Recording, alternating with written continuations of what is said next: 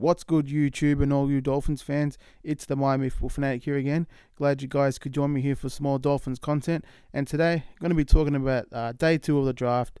Going to be talking about the Josh Rosen trade and the Dolphins feeling a major need, taking guard, center, tackle from Wisconsin, Michael Deiter. I'm just going to be giving my analysis on the two players and just, letting you guys know what I think about the decisions that the Dolphins brass has made during day 2 of the draft.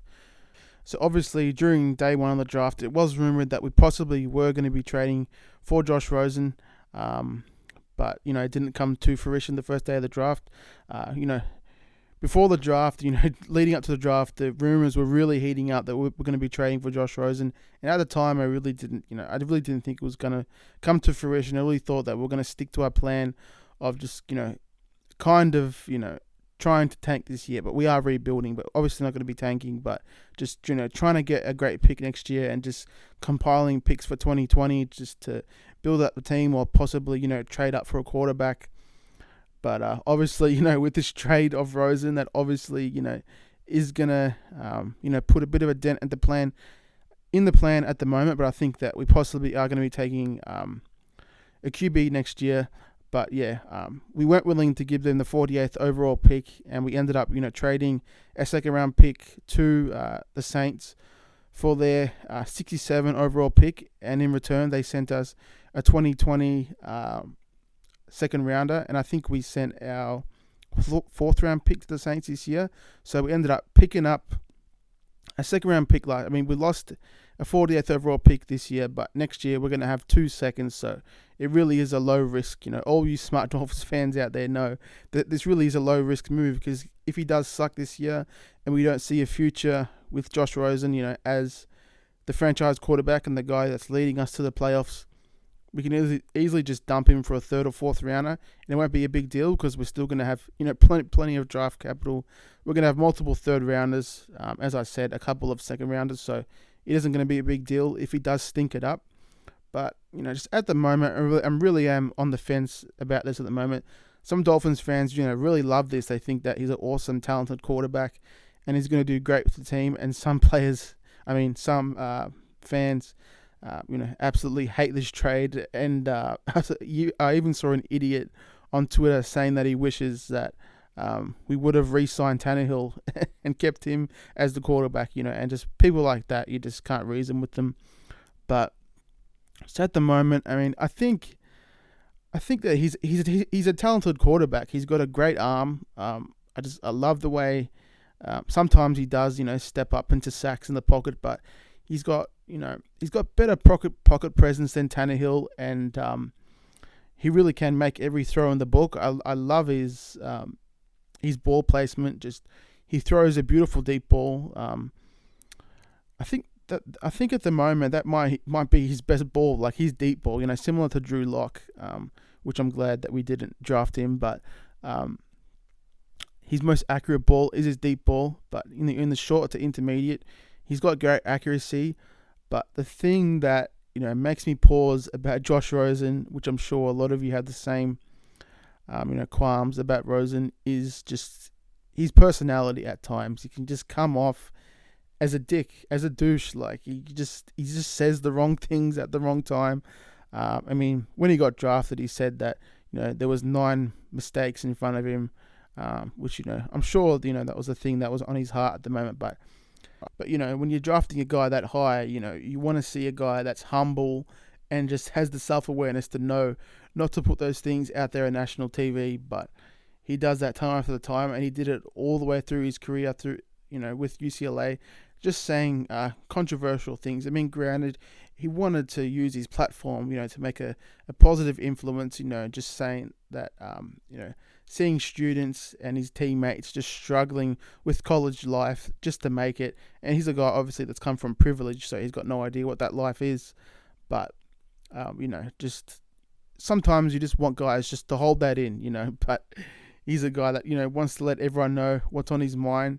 And honestly, at times, he kind of comes off as, like he's smarter than everyone else in the room, and he's kind of got that California cool vibe. He's got, and his personality is very similar to Aaron Rodgers. I mean, when Aaron Rodgers doesn't like someone, he unfollows them on social media. And what did we see with Josh Rosen? He unfollowed the Cardinals on Instagram. I mean, granted, they did just take him with the 10th overall pick, the year before, and he probably was pissed at him for not, showing confidence in him, especially with him showing up to all the, off-season activities and just showing good faith. But obviously, when a guy like Kyler Murray is there, you've got to take him and you've got to trade Rosen. I mean, Kyler Murray, he's an incredible athlete and just an amazing quarterback. I think he's going to be an incredible talent in the league. He could even be better than Russell Wilson because his arm already is incredibly strong. And I really think he would have run sub 4.4 if he did run a 40 during the pre-draft process. But it was a no-brainer. It was a no-brainer for the Cardinals, to trade him. So you can't really blame them. But yeah, just the main drawback with Rosen is his personality, and his play I'm fine with. But also, a major thing that's concerning is his durability. I mean, he was hurt all the way through his time at UCLA. He even, was going to be maybe a professional tennis player, but injuries, derailed his tennis career, and he obviously, put all his attention towards football. But he's had durability concerns through college, and also this past year with the Cardinals, he had multiple injuries. I can't, remember specifically what those injuries were, but I remember that he did miss time, and I was thinking, God, this is the same thing, that happened to him in college. He's a bit brittle, and just seeing some videos of him, training during OTAs and things like that, you can tell he has put on weight. He has, put on some muscle. So obviously he's trying to commit to being, a solid, franchise quarterback that can take, better hits. But, I don't know. We'll just have to see how it all turns out. Who knows? He might even just ball this year. Played tremendously well with, Kenny Stills and Albert Wilson, dumping the ball off to Kenny and Drake and Kalen Ballage, and hopefully those two guys, complementing the passing game, which I want us to do. But yeah, I'm just on the fence with Rosen at the moment. I want to see how he gels with the team. I want to see how he plays during training camp, how he meshes, with the team, how he, leads the offense. Who knows? He might not even win the starting job. Ryan Fitzpatrick could possibly, but when you trade for a guy like Rosen, you're obviously hoping that he's going to start. So obviously, they're going to give him every opportunity to start. They're going to give him, plenty of reps with the starters, and give him every opportunity to be the starter. But I just got to see how he plays through the preseason, and we'll see how he performs during the regular season. And I really am hoping, I want us to be a great team again. And we haven't had a great quarterback or a great team since Marino retired. So as a Dolphins fan, you're only hoping that Josh Rosen can be the guy for us. Hopefully he can improve his second year in the league, and he can mesh much better with our offense. Hopefully Chad O'Shea can get him playing like the generational quarterback that his freshman year at UCLA at 18. He already looked like a polished QB. Everyone was thinking that he was going to be the number 1 overall pick. He was going to be a surefire, top 5 pick, and one of the best young QBs to come to the league, but that hasn't been the case. And you can only hope that he's going to develop into that. And I'm hoping to see positive things from Rosen in year 2. But as I said, it's an incredibly low risk move. We've got another second round pick next year from the Saints. I mean, that's probably going to be, a late first round pick, because I think the Saints are going to be they're going to be great this year again. I think they're going to have 12 to 13 wins. But granted, a second round pick is always great because it's ammunition to maybe move up and down the draft, to get a quarterback or whoever else we think fits the team. But yeah, hoping for the best from Rosen, and just all I can say at the moment is just I'm on the fence about the move at the moment. I've really got to see how he plays to start the season, as I said. Okay, so enough of Rosen. On to our third round pick, Michael Deiter from Wisconsin. It took us 3 rounds, to finally address the offensive line in the 2019 draft, and we really did enter the draft with a number of needs. But on the plus side, we landed a player who will fill a number of potential needs on the offensive line, and that's Michael Deiter. Like I said, he's a ex-Wisconsin guard center tackle that we took with the 78th overall pick. Michael Deiter said that he's super excited and he's just happy that it happened, and he can't wait to get down to Miami and get to work. Deiter, who played, I might be saying his name wrong. It could be Deiter. I'm not sure at this point. I'm just going to say Deiter. Played left tackle, left guard, and center at Wisconsin. He's 6'5", 309 pounds, and he earned second team All-American honors as a senior. He said that he had an inkling that the Dolphins needed a lineman, but at the end of the day, he had no idea where he's going to go, and he can't wait to get to work. You can just tell this is a lunch pail kind of offensive lineman, just a tough-nosed guy that's just going to bring the heat. You can just tell. And what the Dolphins liked the most about him was his consistency and toughness. But just how tough was he? He started 54 consecutive games in college. That is just insane. That is unbelievable. And he played through a number of injuries, including a high ankle sprain. The biggest lesson Deiter said is you've got to know when you're injured and when you're hurt. Just reading his scouting report from NFL.com from Lance Zierlein, he said that he's a durable, capable guard/center prospect who knows how to play the game, but might lack the athleticism needed to become a full-time starter on the next level. He's definitely going to be a starter. Just watching his tape, I can tell that he's going to be, hopefully a starting left guard or maybe even center. Deiter's experience in a variety of pro-style rushing schemes and his overall technique are in his favor, while his experience across the line offer obvious flexibility that could lock him into an NFL roster. Obviously, he's going to be with us for 4 years, being a third-round pick, and just going on with what Lance Zierlein said, he could potentially be an early backup with potential to step in and start if needed. I think he's going to start immediately.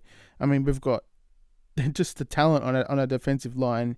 I mean, offensive line is lacking, and we definitely need him to step in right away and protect Rosen, potentially Fitzpatrick. Chris Greer, during his press conference, would not commit to a position for Deiter, but he's obviously not going to play left tackle or center. I think he potentially could play center. He's got the build for it, and I'm not sure if he's got the smarts for it, but he definitely could potentially play center. But yeah, he definitely does not have the build to be an NFL left tackle, and obviously that's not needed with Tunsil on the team. The logical landing place for Deiter is left guard, leaving Jesse Davis and Chris Reed to battle at right guard. I think Jesse Davis should be starting at right tackle. I think that's where Jesse Davis potentially could be at his best, at right tackle. But there still is a big hole at right tackle where Zach Stirrup has worked during training camp.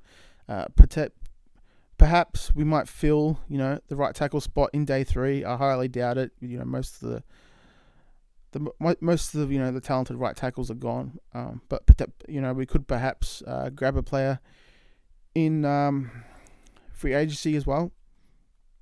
But don't count out the possibility of Deiter getting a look at right tackle as well.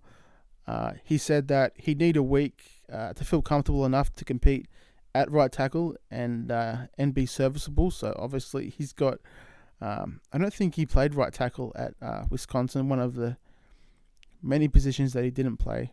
But just watching his tape, I'm sure he could. This is just a tough-nosed guy.